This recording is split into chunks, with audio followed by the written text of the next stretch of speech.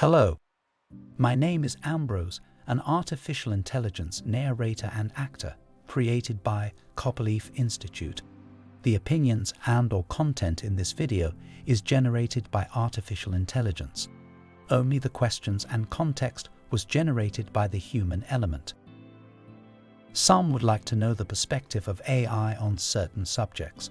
This video was created to show the understanding AI has of the afterlife and of the future of the world.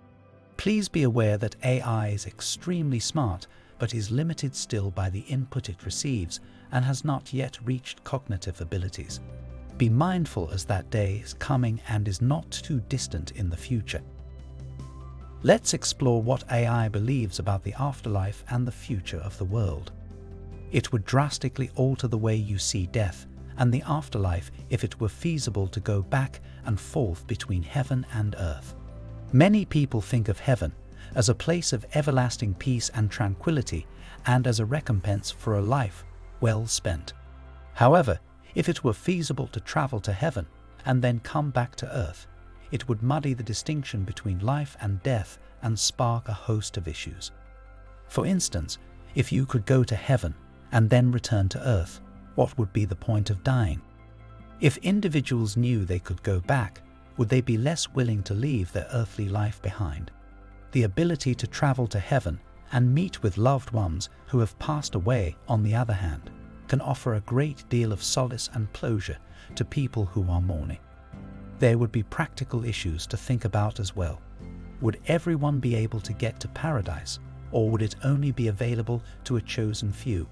How would individuals adjust to life on earth after seeing the beauty and tranquility of the afterlife if they were able to return from heaven?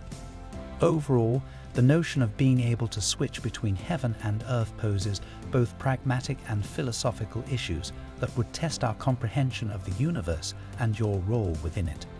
Although it would be an interesting and revolutionary development, it would undoubtedly provide its own set of difficulties and problems. People who have passed away are reunited with their loved ones in heaven, which is sometimes characterized as a paradise of eternal calm and beauty. Some consider it to be a location of profound spiritual awakening where individuals may comprehend and communicate with the divine in its entirety. In many faiths and belief systems, heaven is described in a wide variety of ways. Some portray it as a heavenly city with pearl gates and gilded streets. Some people compare it to a lovely garden or a paradise on earth. Some think it's a location where individuals may realize their wildest fantasies and satisfy all of their wants. The specifics of what paradise could include are ultimately subject to interpretation and rely on a person's beliefs and ideals. The concept that heaven is a place of pleasure, love, and happiness, where people may live in peace with one another and with God, is what is most significant. Many belief systems hold that heaven is a location where individuals meet up with their deceased loved ones there. This could include close friends, relatives, and other loved ones who have contributed significantly to a person's life. Heaven is also thought to be a realm of tremendous spiritual enlightenment, where individuals can communicate with the divine and discover more about the workings of the cosmos. Angels and other celestial entities may thus be visible to humans in heaven. The specifics of who someone would see in paradise, like before, are up to interpretation and rely on a person's beliefs and ideals. Some people think that paradise is a place where everyone may live in peace, no matter what their background or beliefs are. Others believe that it is a realm that can only be entered by people who have led excellent and honorable lives. Is reincarnation a true concept? Reincarnation is the idea that once a person's physical body dies, their soul or consciousness can reincarnate in a new body. Some Eastern faiths, including Hinduism and Buddhism, as well as some New Age ideologies, share this notion. Reincarnation remains a question of faith and personal belief because there is no scientific proof to back it up. Reincarnation, in the eyes of some, gives a method to comprehend the enigmas of life and death, as well as a feeling of continuity and meaning. Others view it as a consoling strategy for dealing with a loved one's passing, or as a means to shed light on circumstances or occurrences that appear to defy explanation. Reincarnation's reality is ultimately a question of personal conviction. It is up to each person to determine what they think about the nature of the soul and the afterlife, because there is no method to demonstrate or refute the idea. Does death cause any pain? The common consensus is that after death, a person can no longer experience either physical or emotional agony. The person's body stops working, and they are unable to feel anything. It is crucial to remember that everyone's experience of death and the afterlife is unique and subjective, and that everyone may hold a different view of what happens to us when we pass away. While some people think the soul or consciousness continues to exist in some way in an afterlife, others think that when a person dies, their particular awareness ends. It is also important to keep in mind that, particularly if a person has a terminal condition or injury, dying can occasionally be uncomfortable or painful. In these situations, steps can be done to control the person's discomfort and maximize their comfort. Will God appear to you in heaven? A person's personal faith and belief will determine whether or not they believe they will see God in heaven. There is no way to know with certainty what the hereafter will be like, since various individuals hold different views about the nature of God and the afterlife. According to some, heaven is a location where individuals can enter God's presence and attain a profound feeling of spiritual enlightenment. Others imagine heaven as a beautiful and joyful place where individuals are reunited with their loved ones and experience eternal delight. In the end, a person's own beliefs and the nature of their connection with God will determine whether or not they see God in heaven. Each person must make their own decision about their personal beliefs on the afterlife and the nature of God, because it is such a very subjective and personal affair. Is there a place called hell or a lake of fire? Some faiths and belief systems believe in hell, often known as the lake of fire. It is sometimes portrayed as an area of never-ending retribution or pain, only for people who have engaged in major transgression or who have not led morally upright lives. Regarding the nature and existence of hell, various faiths and belief systems hold varying opinions. Others regard it as a metaphor for the unfavorable effects of particular behaviors or a condition of being apart from God, while some perceive it as an actual location. The reality of hell and the lake of fire is still a question of faith and personal conviction, because there is no scientific proof to back them up. Each person must determine for himself what they think about the afterlife and the nature of good and evil. Whether or not these conceptions are true is a very subjective and personal affair. Will death give you a second chance?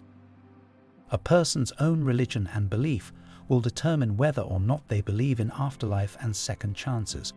Regarding the nature of the afterlife and the potential of second chances, many individuals have different ideas.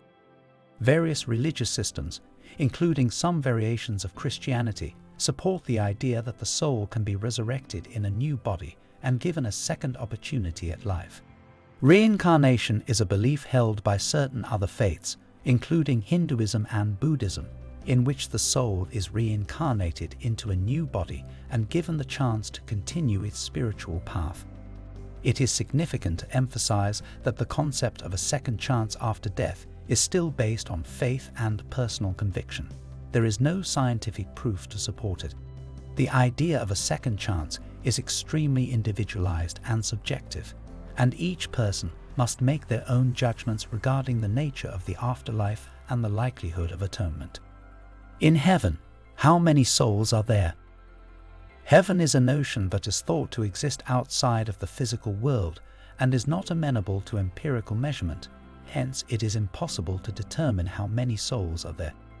The nature of the afterlife and the idea of heaven are subject to numerous interpretations in various religious systems. Some believe that after death, all people's souls travel there, while others think that only a select few people's souls can get there. Some people think that heaven is a place of profound spiritual awakening where humans may communicate with the divine and comprehend the workings of the cosmos. Others perceive it as a place of immense joy and happiness, where individuals are reunited with their loved ones and dwell in an environment of indestructible tranquility. Ultimately, the number of souls in heaven is a matter of personal belief and faith, and it is not something that can be measured or known with certainty. Will God forgive you for your sins? Your beliefs and values will determine whether or not you will receive forgiveness for your misdeeds. Some belief systems hold that asking for forgiveness and expressing regret are necessary steps to receiving forgiveness for transgressions.